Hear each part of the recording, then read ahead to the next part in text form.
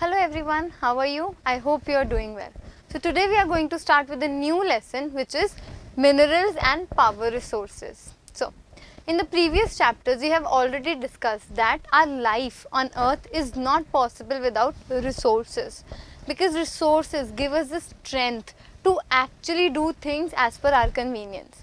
Now in this chapter we are going to learn that how minerals that we found in land are useful for us and how are they converted into power resources and how power can be generated from them. So let's begin. In this chapter we are going to learn the following. We learn types of minerals, distribution of minerals, that where are minerals distributed and in what percentage. We will see conservation of minerals, how we can conserve minerals. Power resources, we will see what are the different kind of resources for generating power, and what are non-conventional sources of energy. What are the sources of energy which are non-traditional. Now let's begin. Now to begin with, there was a student who was taking a drive with her family around Plateau area. Soon she realized and she observed big rocky mountains which were different in color. Some were black. So the name of that student was Kiri. She was visiting Sukant in his native place which is near Dhanbad. Now she asked a question to her brother. Sukant, why is this place so black and dusty? Why are the mountains black in color? He replied, this is because of the coal mines nearby. Have you observed or seen coal?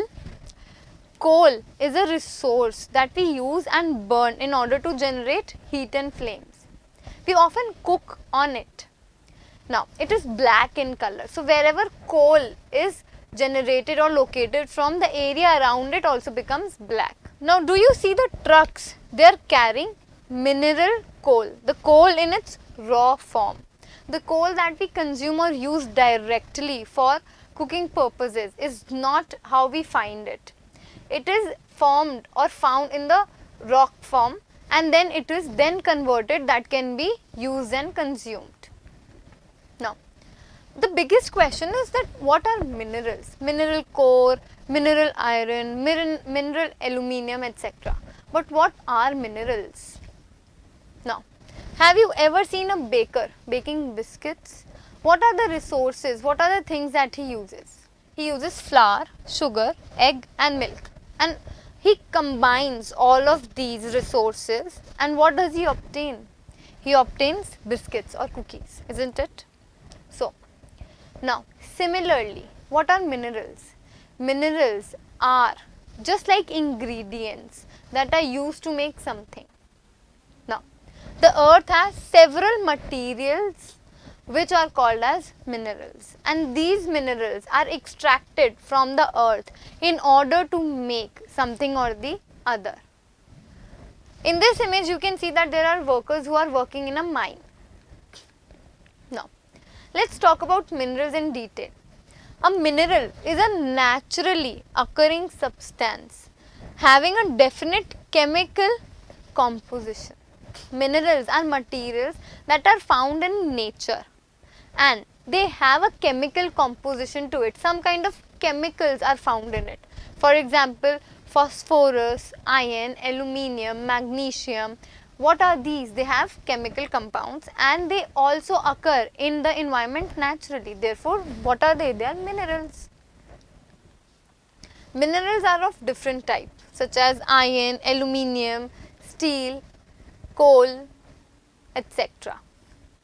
Now, what are the characteristics? What are the traits or features of minerals? Minerals are substances which are formed naturally. So they do not require any human interference. They are generally formed in environment and under different conditions. The environment in which they appear, that varies and that is different from place to place.